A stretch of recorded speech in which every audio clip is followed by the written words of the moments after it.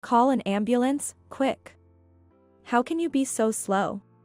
Suddenly, my neighbor, Sarah, barged into my room. This all started when Michael collapsed in the bathroom. Lately, Michael has been inseparable from his phone, no matter where he is in the house. Indeed, he even takes it with him to the bathroom, seemingly always in conversation with someone.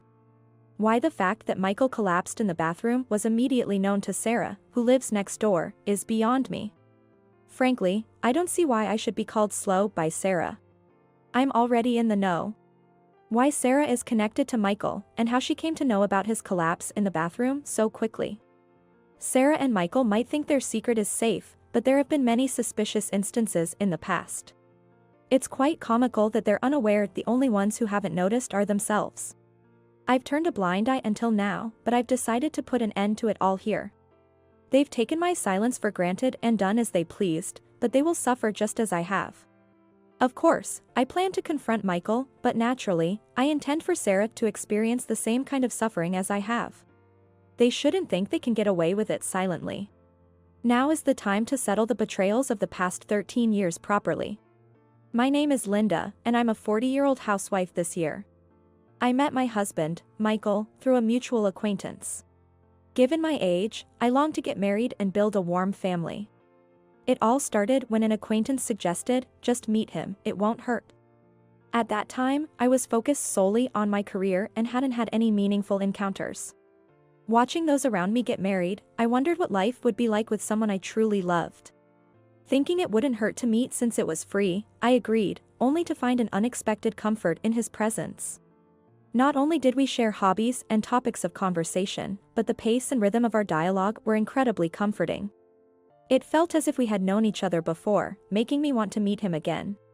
Although I had dated a few men before, I had never been able to talk so freely and comfortably with anyone. My first impression of Michael was of someone considerate, who always put me first and supported me. It didn't take long for his constant kindness to captivate me. "Ah, Linda, I thought this would suit you." "What's this?" "It's neither my birthday nor our anniversary, but may I open it?" "Please, go ahead." Inside the box Michael handed me was a beautiful lemon yellow dress. It's lovely. I've never worn a dress like this before, so I'm not sure if it'll suit me. I'm certain it will look great on you, Linda. I'd love to see you try it on here. Here. That's a bit thrilling. I immediately tried on the dress. Yes, it fits perfectly. Just as I thought, it suits you. I'm so happy. Thank you. Michael looked at me contentedly, nodding his approval. Although he was kind, I occasionally caught glimpses of his stern side. This happened during work-related calls. Even during our dates, he would sometimes have to take calls, issuing instructions. I found myself admiring him as he managed these calls. Michael, it seems, holds a managerial position at his workplace, responsible even outside working hours. It must be tough to receive work calls even on your days off. Well, it's not too bad. But having inefficient subordinates can be quite a hassle. Oh. We should head to the restaurant, our reservation time is approaching. Laughing, we held hands and hurried to the restaurant. Linda, I've always wanted to marry a wonderful woman like you. Will you marry me? If you're okay with me, I'd be more than happy. I look forward to our future together. Marrying Michael, I felt an immense sense of happiness. However, I was soon to learn that this happiness was only fleeting. I intended to continue working as a nurse even after getting married. But the situation started to look ominous. It's about the household chores. I intend to keep working as before, even though we're married. When I have night shifts, could I possibly ask you to help out? Then, Michael's expression darkened. Night shifts, so you're planning to continue working? Yes, but, is that a problem? It's not that it's a problem, but the idea of a woman continuing to work even after getting married is a bit. Nowadays, it's not uncommon for both spouses to work. In fact, among my acquaintances, households where both spouses work hard are more common than those with a stay-at-home spouse. Even after hearing my explanation, Michael insisted that he wanted me to quit working after marriage, so I asked him why. Surely, Michael must have his reasons. Believing it's important for both spouses to compromise, I felt I had to ask. I've been coming home to a dark room and turning on the lights by myself. Michael, you've lived alone since graduating from college, right? Turning on the lights in that lonely room and realizing in that instant that I'm alone was unbearable. For a moment, I thought I saw a shadow cross Michael's face. I see. I've lived at home for a long time, but I guess living alone can make you feel that way. That's why I want you, Linda, to quit your full-time job. Of course, I'll earn enough to support us. I might even be promoted to director soon. Really? A promotion at this time is impressive, isn't it? He answered, scratching the tip of his nose sheepishly. When Michael feels shy or proud, he tends to scratch his nose and his breathing becomes heavier. He kept glancing over as if begging for more praise, so it must have been a pleasant moment for him. Michael has always prioritized his career, always putting work first, so being recognized at work must be an honor for him. Well, at my level, it's not a big deal. But among my peers, only a handful have made it to manager, so I guess I've advanced quite quickly. Haven't I? Michael boasted, and I felt torn beside him. Sensing my hesitation, Michael leaned in close and said, "You wouldn't cling to your job when your husband is humbling himself and asking, would you?" I was speechless at this expression of Michael's I had never seen before. It was unbelievable, but I instinctively felt I shouldn't meet his eyes any longer, a strange feeling indeed. After being told so much, I had no choice but to quit. I wanted to continue a bit longer, but out of love for my husband, I decided to quit. The life of a full-time housewife, which started simultaneously with marriage, was harder than I thought. I thought being a housewife meant doing household chores at home, but it was too busy. Taking advantage of me being a full-time housewife, Michael stopped doing any household work altogether. Since the house is like a workplace for women, isn't it wrong to just rush through your tasks to enjoy your free time? When Michael said that with a strong tone, I couldn't talk back. I would prepare breakfast to match Michael's waking time and assist with his preparations for leaving, and by the time he returned at night, I had to have dinner ready, along with the bath and cleaning done. Michael. Dinner's ready. Coming. He moved leisurely to the table and sat down, then sighed deeply after looking around. You know I had a business dinner last night, so I drank, right? Yes, I thought it might have been a business dinner since you came back late, but what about it? If I drank at a business dinner, it should be obvious I'd want a fruit smoothie for breakfast, right? I'm sorry, I didn't consider that. Then, Michael tapped on the table and stared at me in silence. Michael is particular, and if anything deviates from his preferences, he makes it known strongly. Hey, is this vase supposed to be here? He pointed to a perfectly ordinary vase placed next to the TV stand. Michael said having flowers at home brightens up the place, so I bought this vase thinking it would be nice.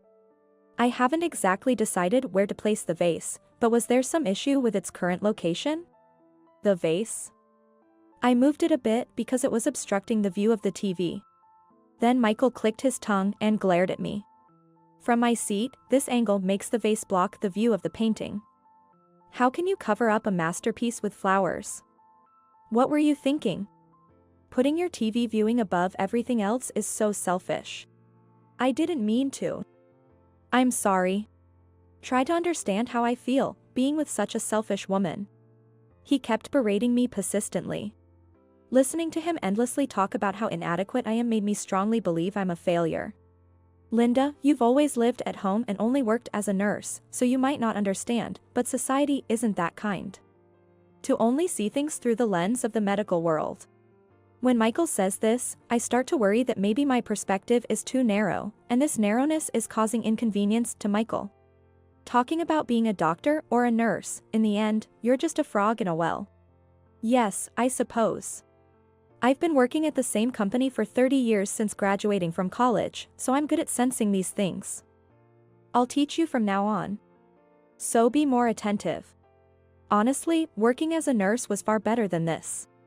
His constant nagging can last for 2 to 3 hours at a time. If I show even a slight sign of annoyance, it's back to square one with the lecturing, so I can't even afford to look displeased. All I focused on was how to give answers that would satisfy Michael and nod as if I was listening. While I can just nod along to Michael's sarcasm, there's been another issue that has been troubling me for some time. It's the presence of Sarah, who lives next door. She seems to be thriving as an influencer, and I can hear her streaming late into the night. Despite the apartment having fairly good soundproofing, the noise suggests she must be broadcasting at a considerable volume. Just after moving here 13 years ago, I was troubled by this noise and warned her 2 or 3 times. Even now, thinking back to those times irritates me. Since those warnings, she seems to have marked me as an enemy. Every time we pass by each other, she clicks her tongue at me.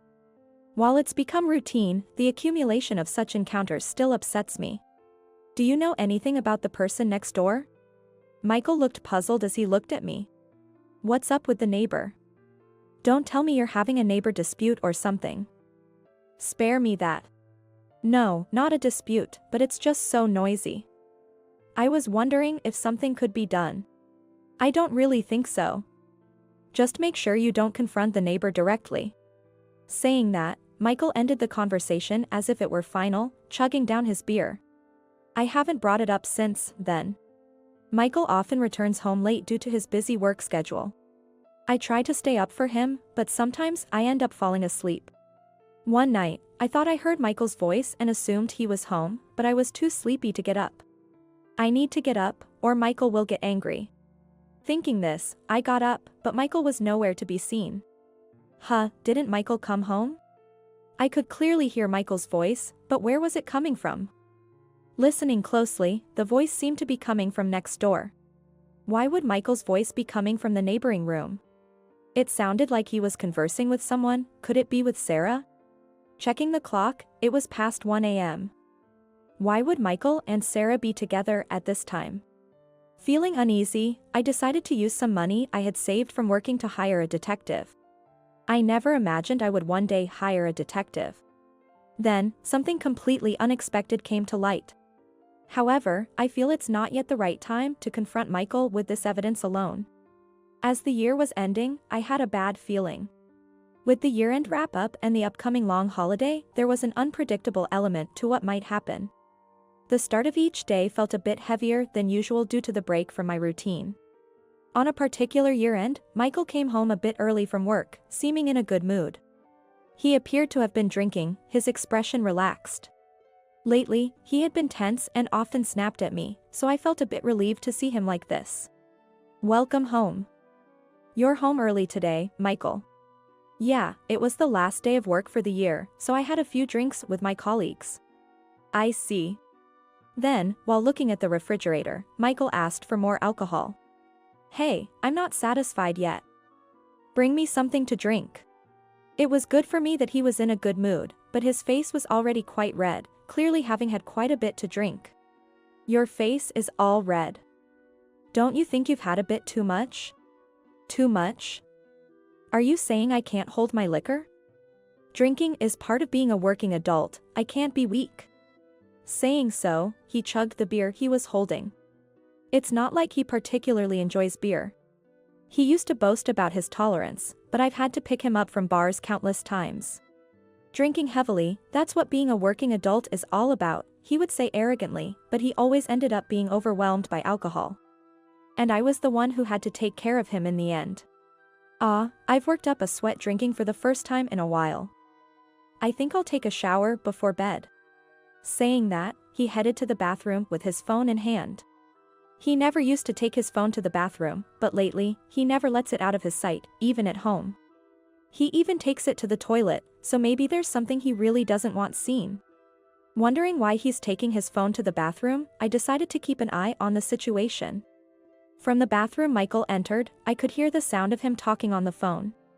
He was speaking softly, so I couldn't hear the details, but I wondered what was so important that he had to talk about it in the bathroom.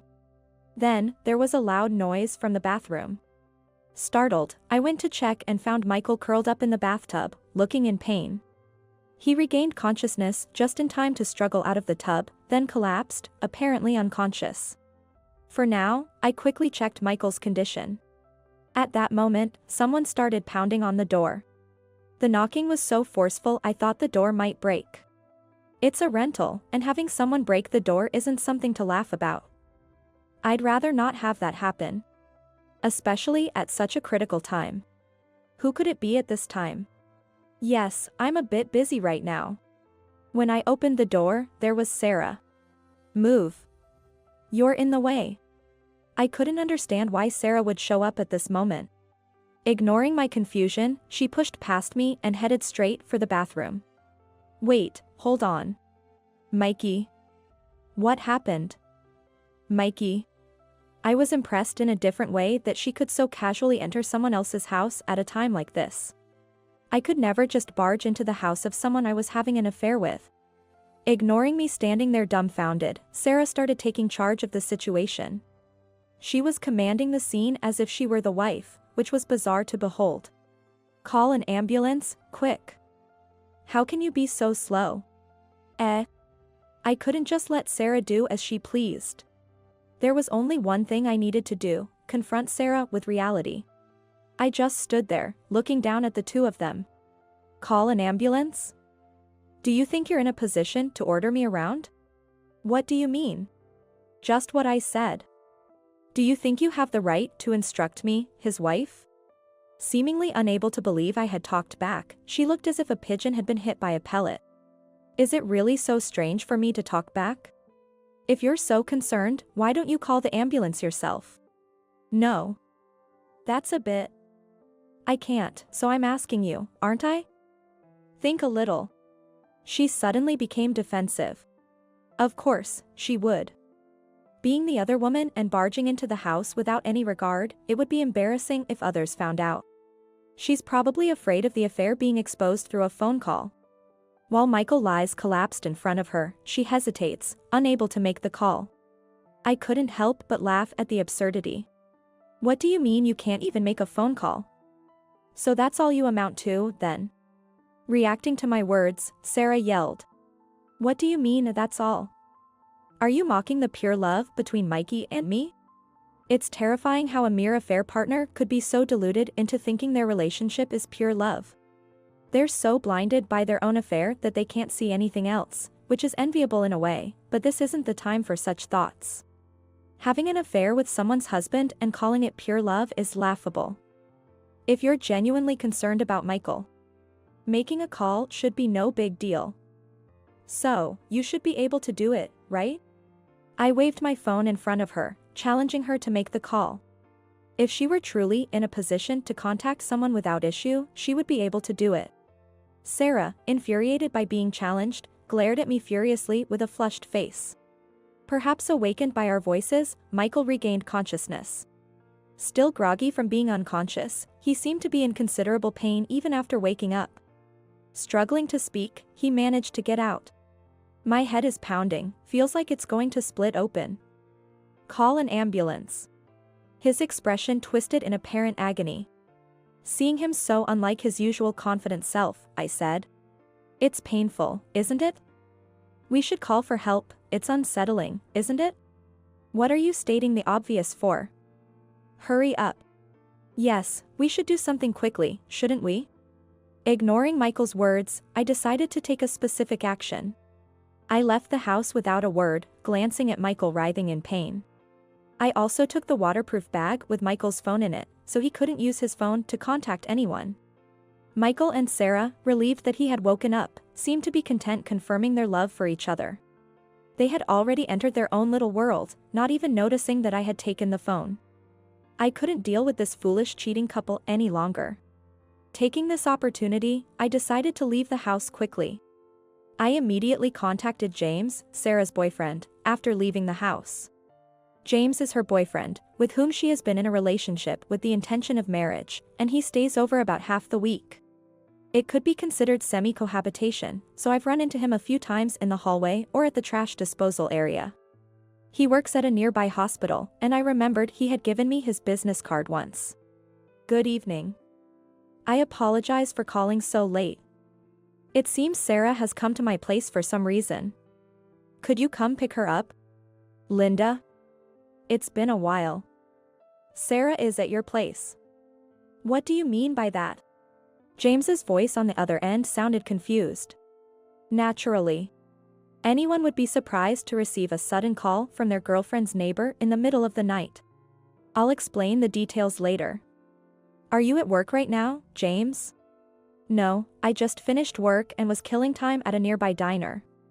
Sarah said she had a live stream today and wanted me to come back late. So, Sarah had made arrangements to keep James away from her apartment. While he was away, she was casually talking to Michael on the phone. Can you come soon? I'll head there right away. Let's meet at the entrance. Thank you. I'll join you there. 3 minutes after making the call, James arrived at the apartment's entrance, so we went to my room together. I briefly explained the situation to him as we walked from the entrance to my room. To put it bluntly, it seems that Michael and Sarah have been having an affair for many years. What do you mean? I found out through an investigation I had someone conduct. But it seems they met at a bar where Sarah worked 13 years ago and have been involved ever since. Hearing my words, James was holding his head in shock. 13 years? Since that long ago? Yes. 2 years ago, the apartment next to ours happened to be vacant, and it seems she moved in then. You're kidding, right? Then what am I? Aren't we supposed to get married? James was overwhelmed by the sudden revelation and the fact that he had been cheated on.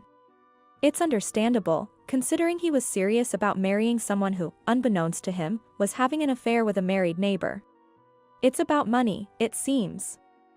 I suspected my husband was having an affair and hired a detective to investigate. And that's what the report indicated. I can't believe this. Michael collapsed while he was in the bath, and at that moment, Sarah barged into our apartment. It seems they were on the phone even while he was in the bath. James seemed to be pondering something, then suddenly turned to me. So that's why she never let go of her phone. But you said Michael collapsed? Is he okay? He's collapsed, but I've made sure it's nothing life-threatening. In short, he drank too much. After briefly explaining, I took James with me to my room. As we entered the room quietly, Michael and Sarah were still engaged in their charade. I'll stand against the world for Mikey. With such a beautiful person loving me, I'm truly blessed. This must be a trial given by God to reach true love. The time it took for me to leave the room, contact James, and return was only about 10 minutes. However, within that short time, it seemed a grand narrative had unfolded. It was shocking how they could spout such cheesy lines. Pretending to be a tragic couple unable to vow eternal love due to unfortunate circumstances. Glancing at James next to me, he had an indescribable expression. The cheesiness seemed to be making him shiver uncontrollably. Unable to bear it any longer, James accidentally dropped his bag, and that's when the two finally noticed us. What's going on here? James?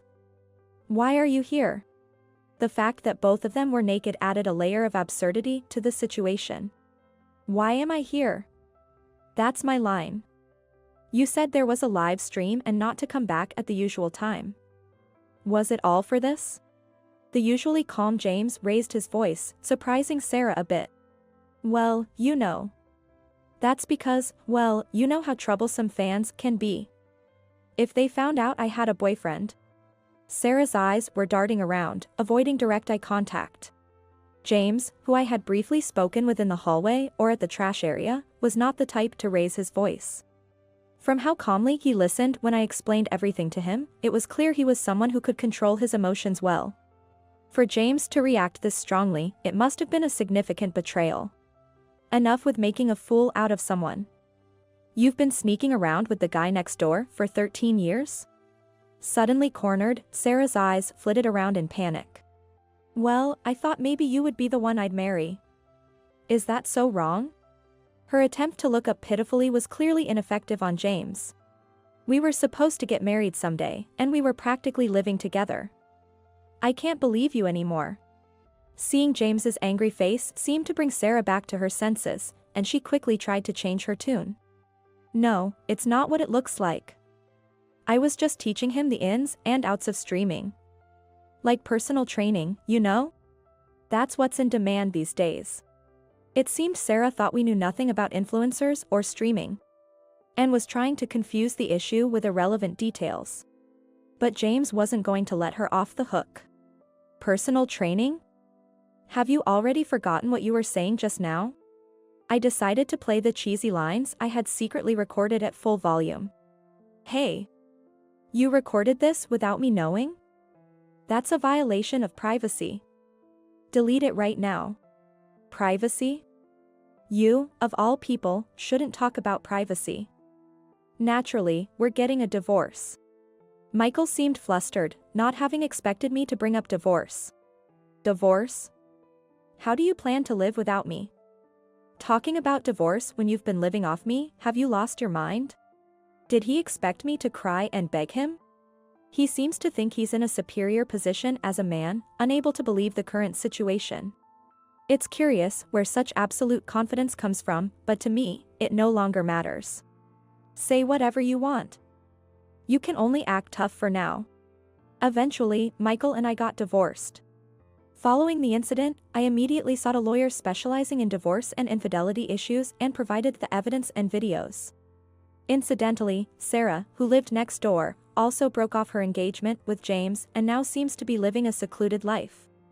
This is partly due to her streaming content going viral.